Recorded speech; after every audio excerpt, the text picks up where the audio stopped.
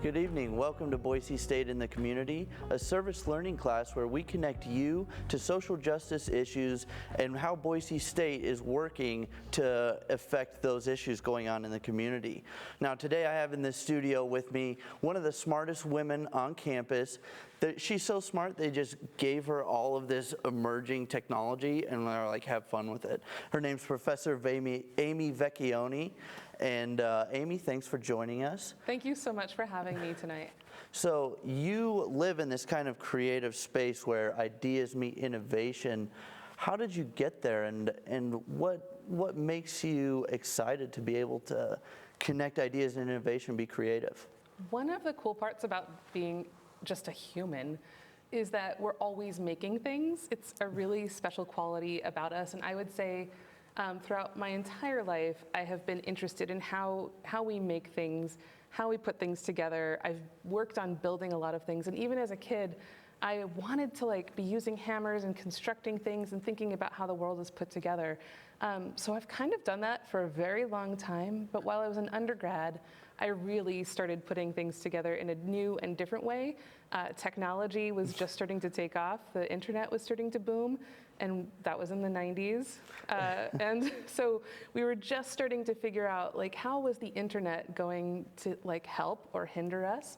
And we were playing with it, really. And so my life sort of has gone on this trajectory of exploring new technologies, and now it's about how I make those technologies accessible to other people. So were you on the forefront of kind of that revolution of the internet, kind of making it work and seeing what it can do? I was just a student at that time, but I lived in the Bay Area when the internet exploded. So I was able to start learning how to really build websites and how websites were all working together. And so a lot of my friends and I made very artsy websites as students. And I actually had a really great professor named Kevin Radley who taught us all how to do kind of what you all are doing here, how to work with video in an artistic kind of way. And so I made a lot of music, and we would do performance art, and we would make really weird videos. And we would put them all together and do showcases. So it sounds like you're really developed in that creative part of your brain. You spend a lot of time there. What have you used to develop your technological side of your brain, your STEM innovation type? Yeah, so when I was in high school, I read the newspaper one day, and in the back of the newspaper there was this ad, and it was for this special high school, and it said, it was called High Technology High School, and they said, why don't you all, who reading this ad, come and apply to be a part of this brand new high school? And I said, I am going to do that, because my high school, I was not a popular person by any means. I wasn't I wasn't in the cool crowd, and I didn't fit in at all, but I totally fit in at this weird nerd school where we learned a lot of engineering principles. And so flash forward again to Berkeley when I was an undergrad. When I was in bands, we didn't have things like YouTube or Bandcamp. You couldn't just record your band and put it online. But I had these tech skills in my back pocket, so I learned how to code streaming servers so we could have our band be online, which was kind of innovative really at that cool. time. Yeah. So I really like what you said about how you fit in at this weird place. Have you found that in your experience, do you work better in a creative space when you're all meshed together, or do you work better when you're kind of frustrated and you have to work hard to figure it out? It's a combo of both. So when you're in any kind of tension, I feel like that's when everybody's creativity comes out. So I try to surround myself by people that are as different from me as possible. And the makerspace, which we'll talk about in a little bit, is super diverse. And so I try to work with people with all kinds of ideas, and we have a tension in how we design and how we put things together. And because of that, things come out better. So I'm the most creative when I'm working with people that are passionate but extremely different from me. So where do you think that comes from? You have a pretty, where do you come from? Where do you originate? What makes you tick? How did you get here? Oh my gosh. How did I get here? You mean physically, or do you mean metaphysically? Metaphysically, for sure. I'm very driven to try to help people that maybe they don't fit in. Try to find pathways. I'm really comfortable in places where the unknown is the normal. And so I really like being able to feel my way through that and develop new ideas and turning big concepts that are hard to understand into something tangible. It's my favorite place to be. So anytime I can do that, I will. And that kind of creative space is something we've learned about you. Before you came on the show, we were kind of stalking your Twitter page and seeing what kind of, you've put out some really creative stuff. What, one in particular, you're standing and talking about just looking up over the bridge and being like childlike again. Is that something that you try and do every day? Where does this come from? Do you have any idea of? I have developed a lot of habits and practices. And I feel like that frustration that you mentioned is what really helps guide me. Frustration helps push me to that place of childlike wonder and asking questions about what's around me. So I push myself to focus on the present moment, which is not a very common thing that people like to do, but I try really hard to get into just observing on a regular basis, paying attention to myself and others, and spending as much time there. And that's a really hard practice. It's a lot of habit. And so I've studied how we create habits and how we can regularly add more habits. And so after being on this planet for however many decades, I think I have added a lot of really different habits to my life that help my perspective so that I can have this kind of fresh understanding that's a little bit unique that not everybody has. Yeah, and talking about being here for so many decades, but still valuing that childlike wonder. I'm a parent myself. I have a 4-year-old and a 2-year-old, and a childlike wonder is a really real thing, and just observing like what kids do and how they interact with the world is amazing. You have kids yourself. Have you experienced something similar? Yeah, so I'm trying to think of what the quote is, but there's something really to the fact that, kids know everything, and we sort of teach it out of them at times, right? We can teach it out of them. There was this band in Germany that I'm gonna reference here called Einstürzende Neubauten, and it means collapsing new buildings. And one of the artists in that band was named Blixa Bargeld, and he had this theory. It's called, it's a common theory, but tabula rasa. And the concept is that as we approach things as a blank slate, the novice is more of an expert than the beginner. And I can tell you that in my experience, I've seen people walk up and try to do things that they've never done before, and they've been successful. When sometimes experts are just like, oh, you can't do that, you can't do that. But the novice and the beginner sometimes can, simply because they don't have the weight of experience holding them back. And so I'm really interested in that. How does the novice approach something new for the first time? Do you have any personal examples of that in your own life that you could share?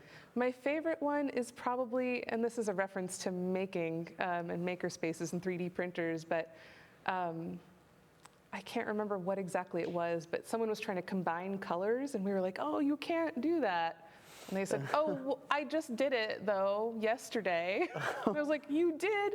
How did you do that? And so then this person who had never used a 3D printer taught me, an alleged expert, how to do something that I thought was impossible. Very humbling. That's super awesome how just something comes out of nothing. And speaking of something coming out of nothing, we're going to talk about what she does on a day-to-day basis in this maker space that we've kind of hinted at. A really cool place where you can get connected with this innovation and design and be creative. And we're going to hear all about it when we come back, so stick around.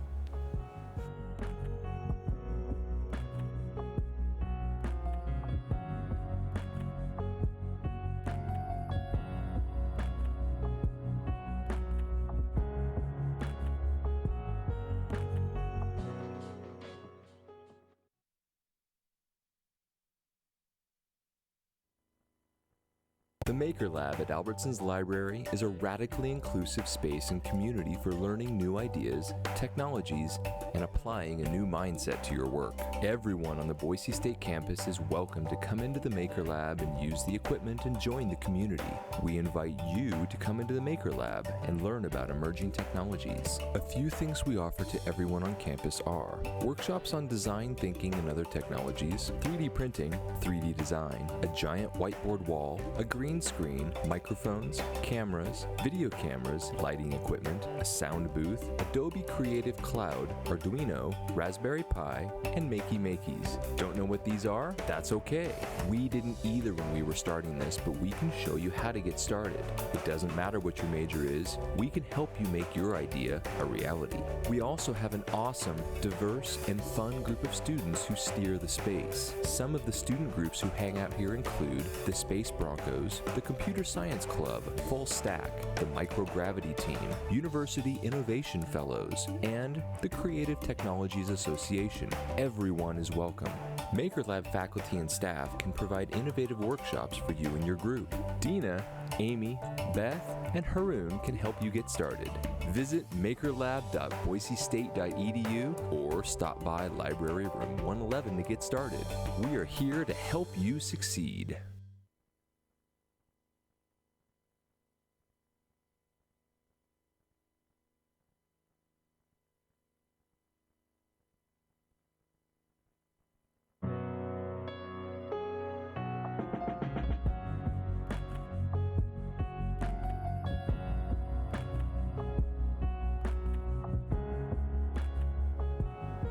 Thanks for sticking around. This is Boise State in the Community. I'm your host, Jeremy Pope, and we didn't scare her away yet. Professor Amy Vecchione is still here, and we just saw kind of like an introduction to the makerspace. It looks like there's a lot of 3D printing, giant game boards, puppets. Can you just give it, like, what is a makerspace? What goes on? All of the students and staff and faculty on this campus come up with ideas, and they bring those ideas into the space, talk about them, and generally make things that no one's ever made before. And so the projects that you'll see when you walk in, they're going to be different from week to week. It depends on what folks are working on, what they want to showcase. So there are things like the giant piano game piece that we've made in the past, but the most popular thing this week is probably the HAL. Just to give you an example of the HAL, it's a big old box, and it looks very big, but inside the things that make it work are just two tiny computers, and you hit the red button, it plays random sounds. And it was just an idea that people had. So what I try to do in the space is encourage folks who have wild ideas to try to get them out of their brain and put them onto a napkin or a piece of paper and then build a prototype and see what happens. So let's say I'm someone with like a wild brain and crazy ideas. How can I get connected to the Makers Lab? Generally, what happens is folks with those ideas walk into the space, and generally what I think happens is when you're in class and you don't understand the theory behind something, but you're trying to figure out how to apply it in real life, that's a good moment to come into the makerspace. And then you can learn how to do any piece of technology. You ask the folks that work there, and they'll teach everybody that walks in how to use anything that we have. In that process, what I would encourage folks to do is pay attention to what is kind of lighting a fire for them. Like, oh, that gave me this idea, and taking notes to write that down. Because generally, the first time you encounter something, you get more ideas than you do the 100th time that you encounter something. And so then you learn how to use it, you gain some mastery, and you make something new. Wow, do you have any favorite projects that have come up recently? Yeah, my favorite has got to be this goose project that I'm going to talk about. Do you know the Untitled Goose game? I don't know. Are there geese involved? There's a goose, so it's a game where you're a goose. I'm a goose. Yes, you play a goose, and you end up hassling all the villagers, and you have to steal their keys and stuff like that. Okay, so we have one student, his name is Zane Mccarty, and he was really struggling, and he's very open about how he was really struggling to get to class, just having a real hard time, and he loves this game. And he came into the makerspace and started printing these geese, just like the game. And then he was like, you know what I'm gonna do? I'm gonna print 100 geese. I was like, okay, 100. And he did this instead of going to class, printing geese. He went to class. But getting him onto campus was this idea that he could print the geese. And so he literally printed 100 geese, and he filled them with candy and positive messages to inspire other students. Oh, wow. And it just caught on like wildfire, and now we're still getting people into the space that walk in and they're like, I'd like to print a goose. And now he's building a big one for as a gift, and it's going to honk just like the goose in the game. And Oh, so he's been wow. in there programming it. And so if you walk into the makerspace, you'll suddenly hear honk, honk, honk, and it's Zane working on his project. So instead of stealing stuff from the community, he's taken this game and he's found a way to give back with something. That's super cool. It's amazing. So this is, speaking of giving back, this is a service learning class, and we're talking about how social justice issues are being met through what you're doing at the Makerspace. Can you talk about how you're meeting social justice issues? Absolutely. Everything that we try to do, everything that we do and what I teach is to help folks build things for the social good. So we focus on what I call making for the social good.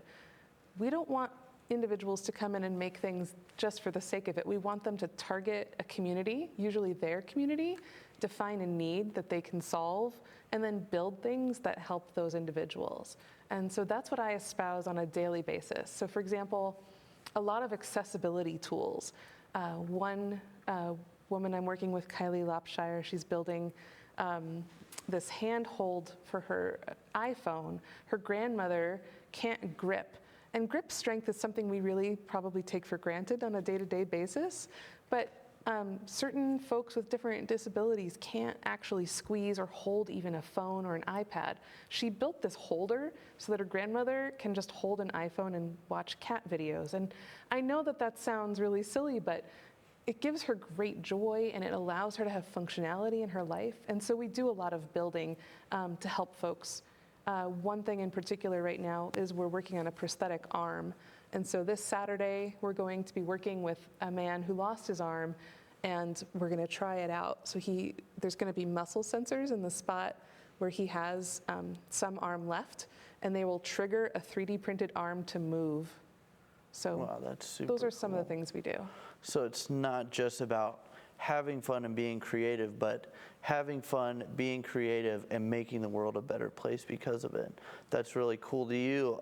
So in the makerspace, if I want to get involved in some of these projects or like make a prosthetic hand, can I do that? Any student, anyone on campus can. It's free for all of the users to walk in.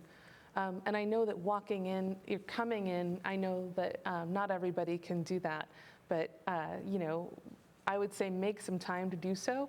Also, I would recommend that every library in the Treasure Valley has some of the same equipment that we do, and they also work on creating communities of learners just like I do, where everybody works together to solve different kinds of problems. And so if you can't come into our library because of our hours or whatever limitations, almost every public library that I can name in Southwest Idaho has the same kinds of things going on. Well, that's really cool.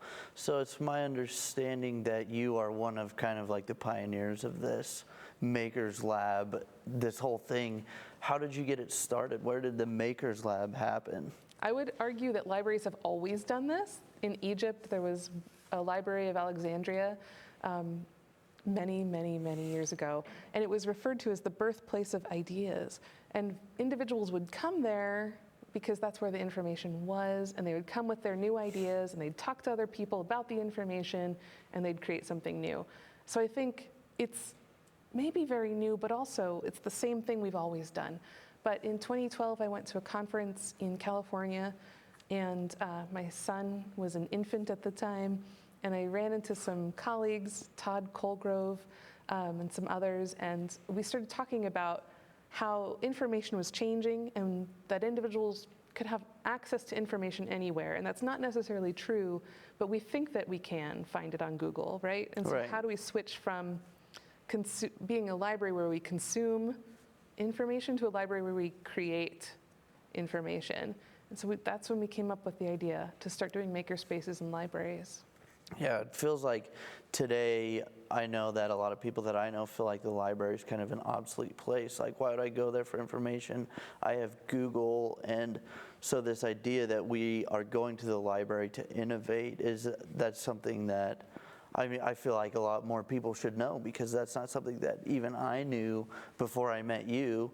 How do you talk about that to people? Does that come up often? It does. I think that we've always done that, and so I'll argue that forever. But what's funny too is that not all the information is online, and democratizing these emerging technologies to make them accessible for people, I think that's really important to continue to do.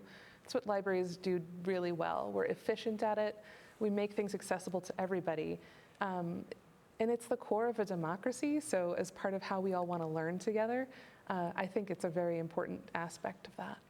Well, speaking of democracy and making innovations, I've heard that the president has attended our very own Makers Lab. So when we come back, that's what we're going to be talking about, and you're not going to want to miss it, so stick around.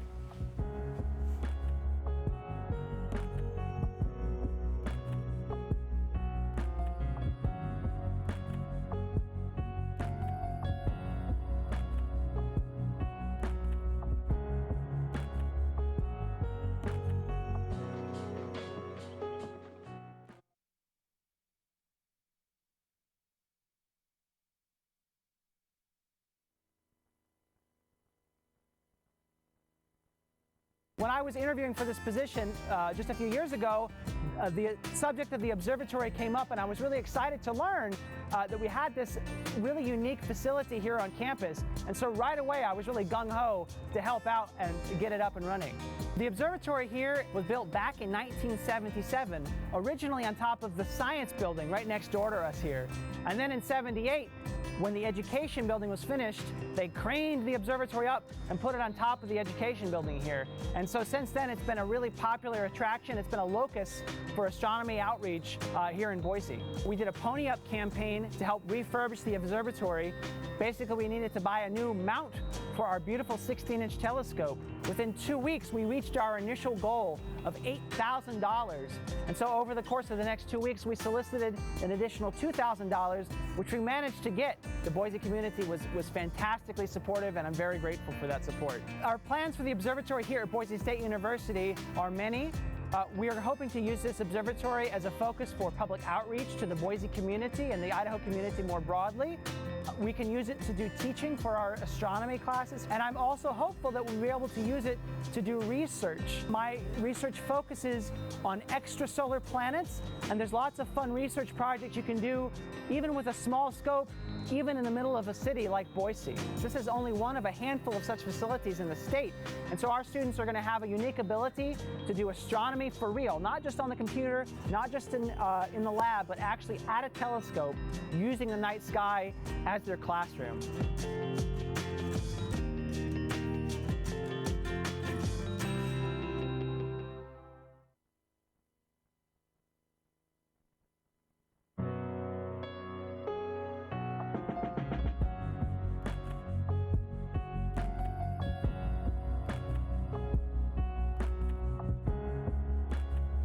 We're back with Boise State in the Community. Thanks for staying with us.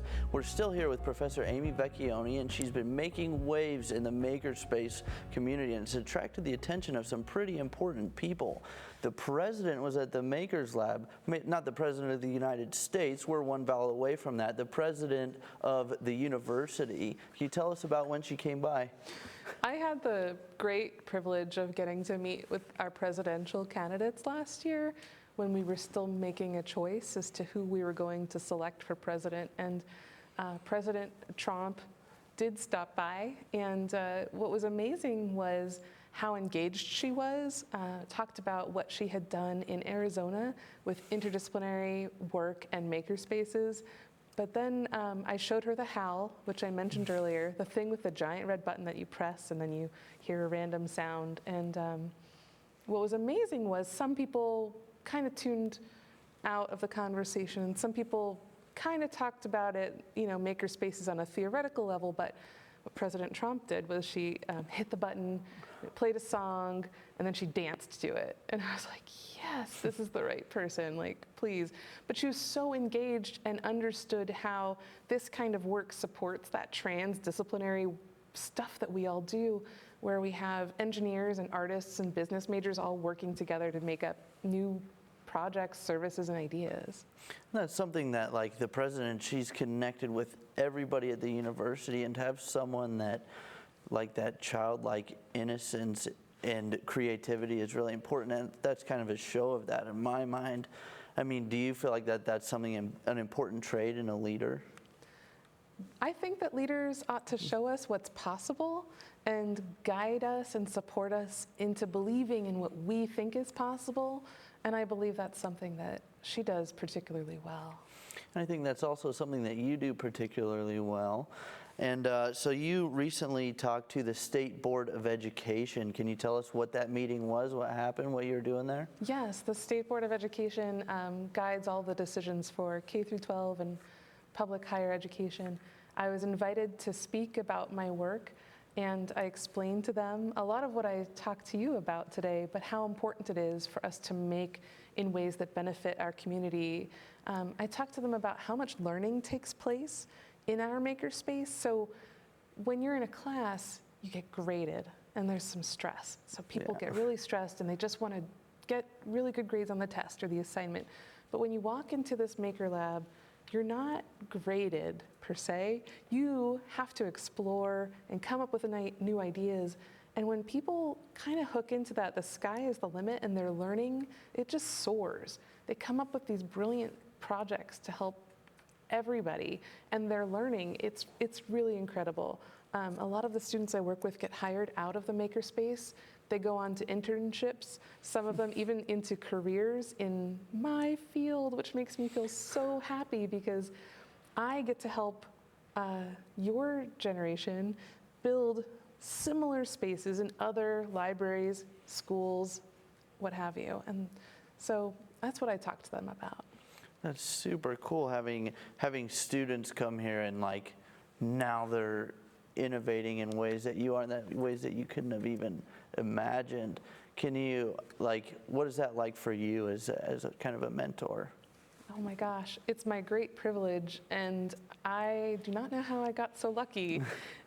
It seems like it's the perfect confluence of my passions and interests and skills, and so you have to really kind of learn how to let go and let everybody do what they're trying to do. You have to recognize that they're going to make mistakes, and that's where learning happens. So just as an example, we were teaching a friend of ours, a kid, how to play Minecraft.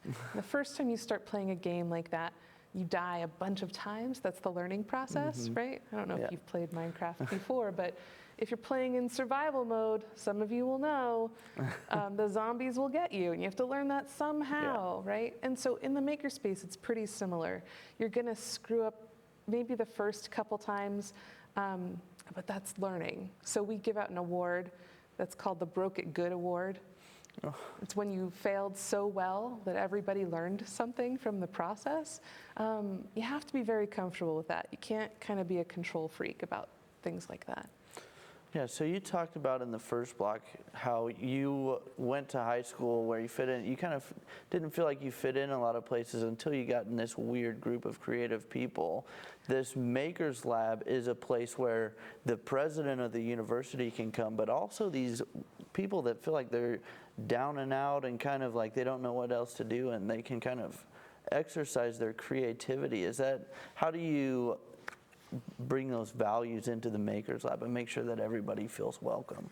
Values are so interesting because the individuals that tend to find us, there are some shared values, and then there's some values that are incredibly different. And you know what brings everybody together is Pokemon, and I'm being totally honest. So we seem to attract a very wide variety of people who feel isolated in all kinds of ways. They end up there working together. They find a community. I'm sorry, that's all we have time for tonight. Thank you so much for joining us. It's been super awesome to have you on there. And thank you all for joining us. I'd also like to thank our director, Andy Hunt, our producer, Greta Henich, our studio chief, Jonathan Palmer, and Professor Dan Garrity. I'm your host, Jeremy Pope, and this has been Boise State in the Community. Thanks for joining us.